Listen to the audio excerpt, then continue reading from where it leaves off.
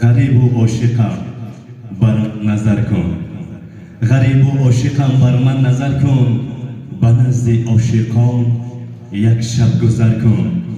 ببین آن روی زرد و چشم گریان، زیبا عهد دل خود را خبر کن. تو را رخصت کی داده مهر پرور، که جان عاشقان زیر و زبر کن. نه بس کاری است کشتن عاشقان را، برو فرمان به او کار دیگر کن. عزیزان دل، همین عشق است، محبت است که امشب دو جوان با هم پیوسته و با هم خوشبخت هستند.